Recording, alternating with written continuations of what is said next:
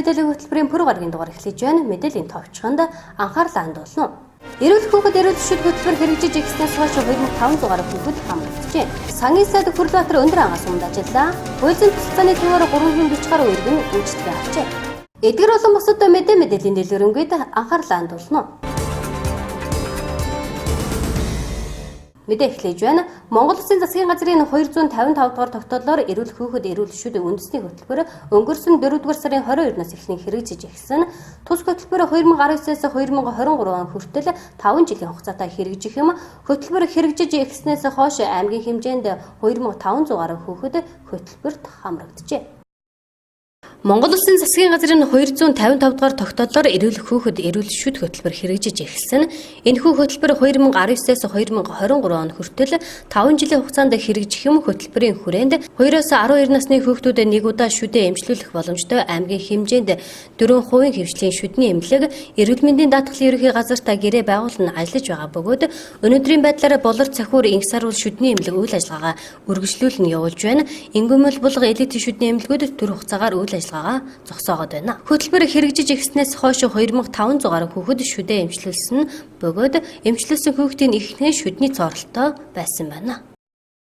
Монгол Улсын засгийн газрын 255 дугаар тогтоолын дагуу эрүүл хүүхэд эрүүл шүд хөтөлбөр маань хэрэгжиж эхэлсэн байгаа. За энэ хөтөлбөр маань 2019-с 2023 онд хүртэл нийтдээ 5 жилийн хугацаанд хэрэгжих ёстой. Энэ хугацаанд хүүхдүүд маань энэ 5 жилийн хугацаанд нэг удаа энэ шүдний өвчнөө эмчилэн эрүүлжүүлэх эрхтэй оролцсон. За Увсан аймгийн хувьд бол 4 шүдний эмнэлэг эрүүл мэндийн даатгалын ерөнхий газартаа гэрээ байгуулан ажиллаж байгаа. За гэхдээ бид нар 2 шүдний эмнэлгийн үйл ажиллагааг төр хугацаагаар зогсоосон байгаа. За одоогийн байдлаар болор цөхөр эмнэлэг инх саруул гээд 2 шүдний эмнэлэг маань эрүүл шүд эрүүл хөтөлбөрийг үргэлжлүүлэн хэрэгжүүлж Увсан аймгийнхаа хүүхдэд энэ шүдний өвчний эмгийн өмчлөн эрүүлжүүлэх хүчин сэргийлэх үйл ажиллагааг хэрэгжүүлж явж байгаа.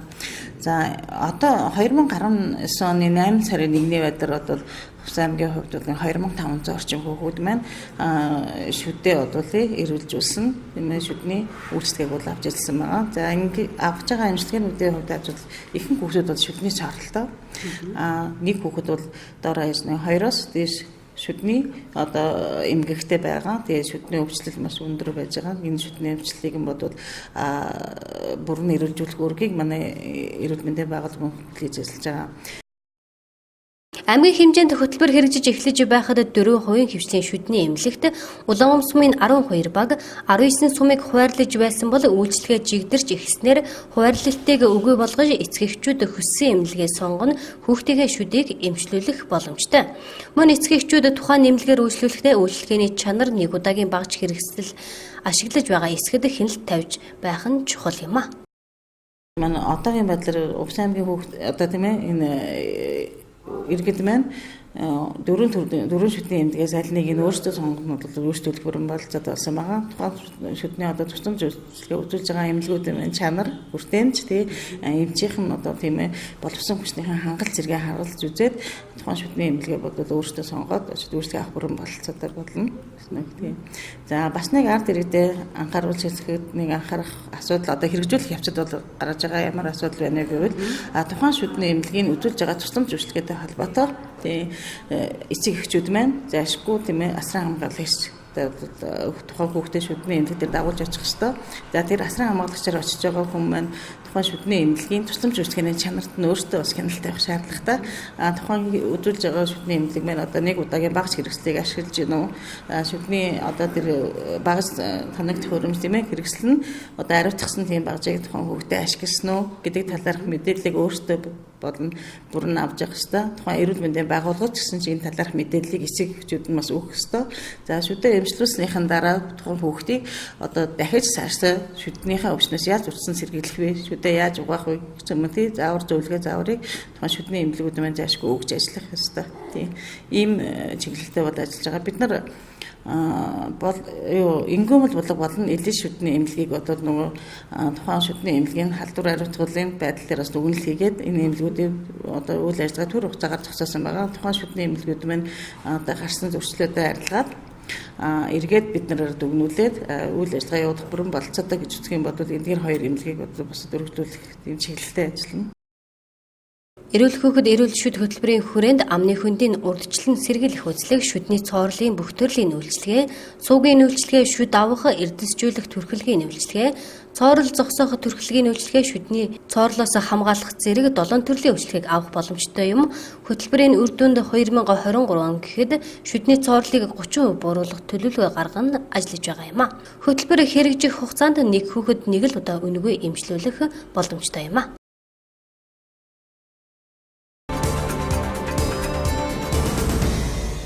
Дараагийн мэдээ.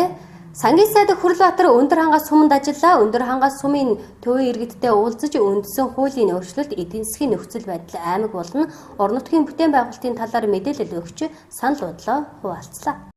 Сангийн сайд Хүрлбаатар өндөр хангаас суманд ажиллаа. Өндөр хангаас сумын төвийн иргэдтэй уулзаж үндсэн хуулийн өөрчлөлт, эдийн засгийн нөхцөл байдал, аймаг орон нутгийн бүтээн байгуулалтын талаар мэдээлэл өгч санал бодлоо хуваалцлаа.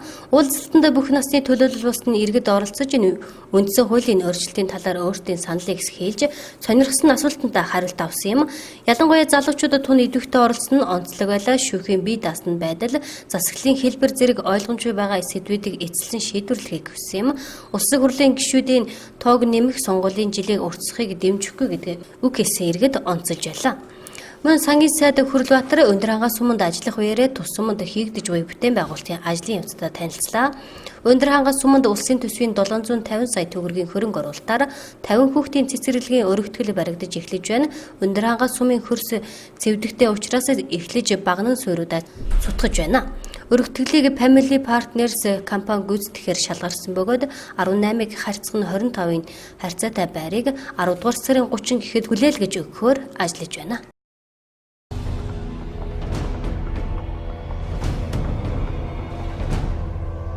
Дэлхийн банкны гүйцэтгэх захирлуудын зөвлөл Монгол улсын эдийн засгийн улам тогтворжуулж цаашаад илүү тогтвортой бөгөөд хүртээмжтэй хөгжилд хүрэхэд нь дэмжлэг үзүүлэх зорилгоор 2 дахь удаагийн санхүүжилт болох 100 сая $, батлсан болохоо 2019 оны 7 дугаар сарын 30-ны өдөр Вашингтон хот дох ойрын төв офисоос гаргасан хэвлэлийн мэдээгээр мэдээллээ. Уг санхүүжилтийг Дэлхийн банкны эдийн засгийн удирдлагыг дэмжих хөтөлбөр цуврал хөтөлбөрийн хүрээнд олгохоор шийдвэрлсэн байна. 2017 оны 11-р сард эхний эдийн засгийн удирдлагыг дэмжих хөтөлбөр нэг батлагдж байсан ба энэ удаагийн хөтөлбөр эдийн засгийн удирдлагыг дэмжих хөтөлбөр 2 өмнөхний хөтөлбөрийн үргэлжлэл юм. Эдийн засгийн удирдлагыг дэмжих хөтөлбөр нь өрийн тогтвортой байдлыг сэргээх, нийгмийн хамгааллын тогтолцоог бэхжүүлэх, өрсөлдөх чадварыг сайжруулахад чиглэсэн Монгол улсын бодлогын шинжилгээг дэмжиж байгаагаа Дэлхийн банк хэвлэлийн мэдээний эхэнд дурджээ. Дэлхийн банкны гүйцэтгэх захирлуудын зөвлөлийн хурлын үеэр Хятад, Монгол, Солонгос улсыг хариуцсан Дэлхийн банкны захирал Мартин Рейзер энэхүү хөтөлбөрийн хүрээнд дэмжиж байгаа гол бодлогын шинжилэл нь Монгол улсын эдийн засгийн тогтвортой өсөлтийг бий болгох, улсын төсөв санхүүг улам бэхжүүлэх, өрсөлдөх чадварыг сайжруулахад чухал үүрэгтэй. Засгийн газраас дээрх асуудлыг шийдэхээр ажиллаж байгаа нь тэдний эдийн засгийн бүтцийн шинжтэй өөрчлөлтүүдийг үргэлжлүүлэн тууштай хийх бодлого баримтлаж байгааг нь тод илрэл юм. Дэлхийн банк цаашид засгийн газар болон олон улсын хөгжлийн түвшүүдтэй хамтран Монгол улсын эдийн засгийг сэргээх хөтөлбөрийг үргэлжлүүлэн дэмжин ажиллах болно гэж онцлсан байна.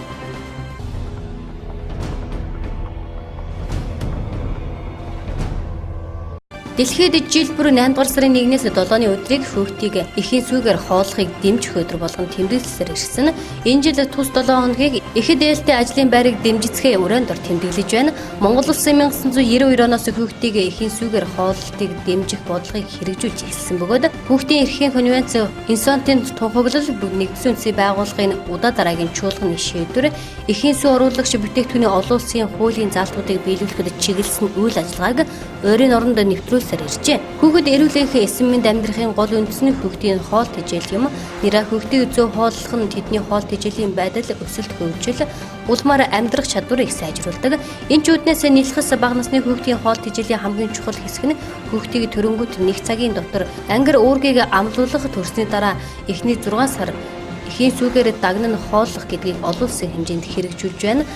Үүний зэрэгцээ 6-аас 23 сар хүртэл үргэлжлүүлэн эхийн сүүгээр хооллсон хүүхэд суулгалт өвчнөр нас барах эрсдэл 2.8 дахин бага байдаг бол эхийн сүүгээр хооллоогүй хүүхдийн нас барах магадлал 6-аас 11 сартад 56%, 12-аас 23 сартад 23%-аар тус өсдөг байна. Хүүхдийг эхийн сүүгээр хооллох нь зөвхөн хүүхдэд төдийгүй ихэд сайн нөлөө үзүүлдэг. Ингэснээр эхийн дархлаа сайжрна, умаа сайн агшин, жирэмслэлт хоорондын зай уртасны хөхний хавдар болно. Бусад эмэгтэйчүүдийн өвчлөл багасдаг байна. Мөн хөхөө хангалттай хөхөж хоол тэжээлийн дуталд өртөөгөө хүүхдүүднээс сурах хөгжих чадвар өндөр байдаг ба сургууль завсралтанд хязгаарч өртдөггүй байна. Эхийн сүүгээр хооллож буй хүүхэд эхийн сүс оруулагч хэрэглэж буй хүүхэдтэй харьцуулахад амьдралынхаа эхний 6 сарын дотор эндэх эрсдэл 2 дахин, ходоодны өрөвсөлд өртөх эрсдэл 5 дахин, их арсны харшил чихрийн шижинд өртөх эрсдэл 2 дахин, тунгалгийн хавдарт өртөх эрсдэл 8 дахин бага байдгийг судал нь тогтоожээ. Мөн хүүхдийг эхийн сүүгээр хооллосноор төрсний дараах цус багталт хөхний хор тавдар өндгөвч Умай хорт тавдар ясны сэрэгжилт өвчнийг бууруулах ач холбогдолтой. Эхийн сүүгээр хооллох нь төрөлд хоорондын зайг уртсах ойрхон жирэмслэгийн эрсдлийг багасгах нь эхийн сүүгээр хооллох аргыг вирусын эсрэг эмчилгээтэй хослуулснаар эхээс өргөдөө хүний дархлал хомслын вирус халдвар дамжих эрсдлийг буруулдаг зэрэг олон давуу талтай юм а.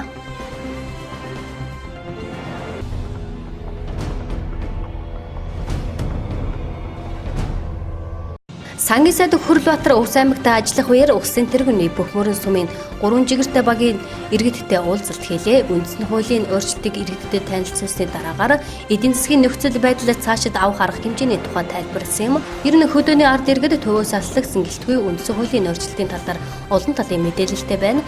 Гишүүдийн тоог нэмэх, сонгуулийн жилийг уртсгах нь төсвийн зарлагыг ихсгэх, хүнд сурталыг гаруулах өөрчлөлт болон гих саналтай хүмүүс ч байна. Мөн мачтыг эртэг тэтгэврт гаргах хуулийн хэрэгжилт амьдрал дээр нэлээд төвөг чирэгдэлтэй. Зарим сумдад архивын материал хангалтгүй улмаас мачид тэтгэврт гарах эрхээ эдэлж чадахгүй хүрчээ. Үүнд уян хатан зохицуулалт хийх шаардлагатайг сануулж байлаа. Мөн сангийн сайд Хүрлбаатар бүх мөрөн сумд ажиллах үеэр харалтад байшинт багийн иргэдтэй уулзалт хийсэн юм. Усын тэргүүний бүх мөрөн сумын харалтад байшинт багийн малчид хөдөлмөрчтэй уулзаж үндсэн хуулийн өөрчлөлт, эдийн засгийн нөхцөл байдал, орон нутгийн бүтээн байгуулалтын талаар мэдээлэл өгч санал бодлоо хуваалцлаа. Энэ жил тус сум шинэ орон нутгийн удирдлагын ордонтой болж иргэдэд төрийн үйлчлэгээр хүргэх орчин сайжирсанд ам сайтай байна. Хил дамссан сумуудын хувьд малын хулгай тулгамдсан асуудал хэвээр байна. Засгийн газраас өргөн барьж байгаа эрүүгийн хуулийн өөрчлөлтөд малчдынхаа саналыг тусгаж ажиллана. Үндсэн хуулийн өөрчлөлтийг хийхдээ дурдуулсан заалтуудад засаж гишүүдийн тоог нэмэхгүйгээр батлах ёстой гэдгийг иргэд санал нэгтэйгээр дэмжиж байна.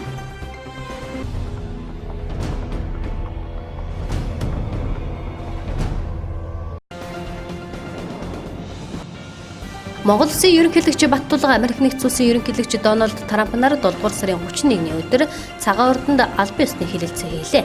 Хэлэлцээнд Монголын талаас гадаад харилцааны сайд Цогтбаатар, Улсын хурлын нийгмийн бодлого, боловсрол, соёл, шинжлэх ухааны байнгын орооны дарга, оюун хорол, Улсын хурлын гишүүн Наран Туяа, Монгол Улсаас Америк нэгдсэн улсад суугаан онц бөгөөд бүрэн ирэхэд элчин сайд Утхан Баяр, Монгол Улсын ерөнхийлөгчийн тавгын газрын дарга Инх бол үндэсний аюулгүй байдлын зөвлөлийн нарийн бичгийн дараа ганц их тэргүүтэй албаны төлөөлөгчд оролцсон юм а.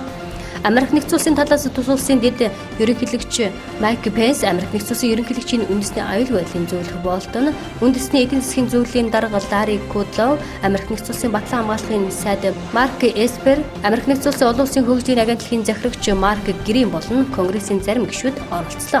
Хэлэлцээний эхэнд Америк нэгдсэн улсын ерөнхийлөгч Дональд Трамп Монголыг гайхалтай тэмцэгч иргэдтэй улс хэмээн боддог гэд ганцаарчлсан уулзалтаар Монголын ноолуурын бүтээгдэхүүний талаар гайхалтай яриа өрнүүлсэн нь холбогдох албаны хүмүүстэй үүрэг чиглэл өгч энэ асуудлаар үргэлжлүүлэн ярилцсан гэсэн юм. Монголын ноос ноолуурын бүтээгдэхүүнийг Америк нэгдсэн улсын зах зээлд татваргүй экспортлох зорилго бүхий 3 дахь хөршийн худалдааны тухай хуулийг тус улсын конгресст тэд ЕКО тэргүүтээ 40 гаруй гишүүн өргөн барьсан бөгөөд Монгол Улсын ерөнхийлөгч Баттулга хуулийн төслийг бүрэн дэмжиж байгаа гэдгээ мөн хоёр талын төрийн тэргүүн нарын зүгээс дэмжлэг үзүүлэх хэрэгтэй гэсэн байр сууриа Баттаа илэрхийлж дэмжлэг өгсөн юм а. Монгол Улсын ерөнхийлөгч Баттулга мөн хэлэлцээний үеэр хоёр улс батлан хамгаалах, соёл хүмүүнлэгийн салбарт нэгдээ хамтран ажиллаж байгаа хэдий ч худалдааны эргэлт эдийн засгийн харилцаа муу байгаад онцгойлон анхаарал хандуулах шаардлагатай гэж үзэж байгаа илэрхийлсэн юм. Эдийн засгийн харилцааны дээрх асуудлаар хоёр тал үргэлжлүүлэн ярилцахын зэрэгцээ Монгол Америк нэгдсэн улсын анхны дипломат харилцааны түүхийн талаар халуун дотны яриа өгүүлж хэлэлцээний төгсгөлд Монгол улсын Америк нэгдсэн улсын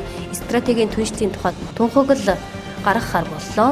Уулзалтын үеэр Америк нэгдсэн улсын дэд ерөнхийлөгч Майк Пенс Америк нэгдсэн улсын Монгол улсын 3 дахь түнш байгаад мөн Монгол улсын зэвсэгч нь Афганистан улсад инх тайван тогтоох үйлсэд гар бие оролцож байгаа явдалд онцгойлон талархал илэрхийлсэн юм а.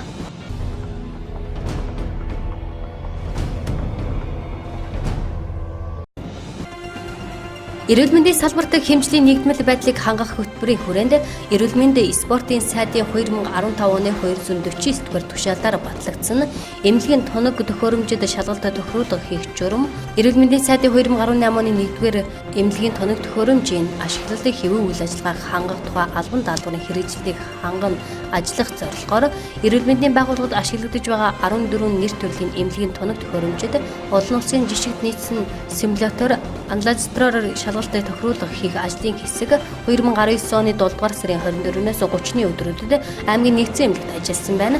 Тус ажлын хүрээнд аймгийн нэгдсэн эмнэлэг 3 эрх 17 сумын эрүүл мэндийн төв, сум дундын 2 эмнэлэг болон хувийн хэмжлийн 4 эмнэлэг нийтдээ 25 эрүүл мэндийн байгууллага хамрагдаж 240 ширхэг эмнэлгийн эмчилгээ онцлогооны тоног төхөөрөмжүүдэд дахин баталгаажуулалт хийлээ. Эмнэлгийн тоног төхөөрөмжийн дахин баталгаажуулалтыг хийлгэснээр тоног төхөөрөмжийн ажиллагааны хэвийн байдлыг үнэлэн баталгаажсан тоног төхөөрөмжөөр иргэдэд эрүүл мэндийн тусламж үйлчилгээг үзүүлэх бэлэн байдал хангагдаж байгаа юм.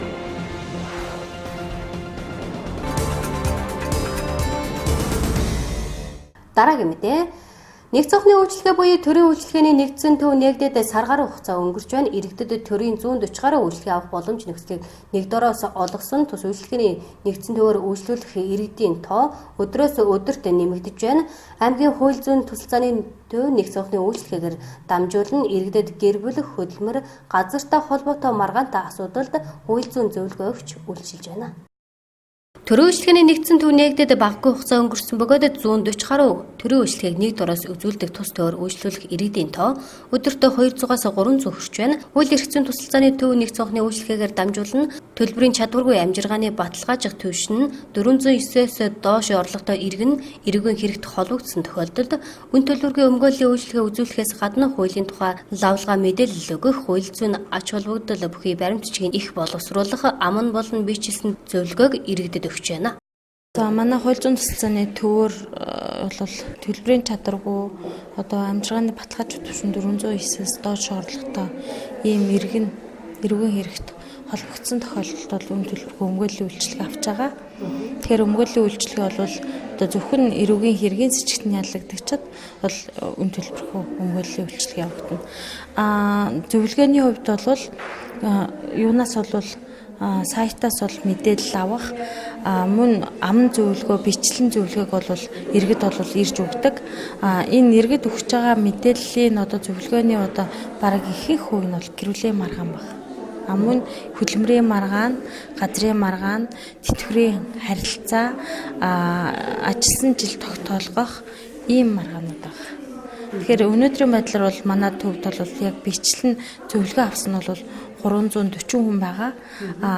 Юун дээр бол өмгөөллийн харилцаанд бол 30 гаруй иргэн өмгөөллийн харилцаанд явж байгаа. Эндээс бол зарим нь бол хэрэгээ шийдвэрлсэн, зарим нь бол хэрэгээ бол шийдвэрлүүлэх шатандаа ингэж явж байгаа. Тэгэхээр манай төвөр бол хууль зүйн тусалцааны төв нь бол төрөлжлөгийн нэгдсэн төвийн шин байранд бол нүүрж ирээд сар өнгөрөөг хугацаанд үйл ажиллагаа явуулж байгаа.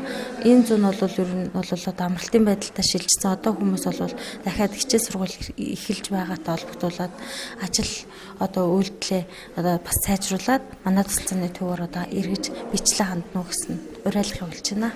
Төрийн үйлчлэгээний нэгдсэн төвөөр дамжуулан үйлчлэгээ үзүүлж байгаа хууль зүйн тусалцааны төвөөр 340 гаруй иргэн үйлчлүүлсэн бөгөөд үйлчлүүлсэн иргэдийн ихнэх нь гэр бүлийн маргаантай асуудлаар хууль зүйн зөвлөгөө авсан байна. Гэр бүлийн маргаантай асуудлаас гадна хөдөлмөрийн маргаан, газрын маргаан, тэтгэврийн маргаан, ажилласан жил тогтоолохтой холбоотой маргаантай асуудлуудад хууль зүйн зөвлөгөө өгсөн байна.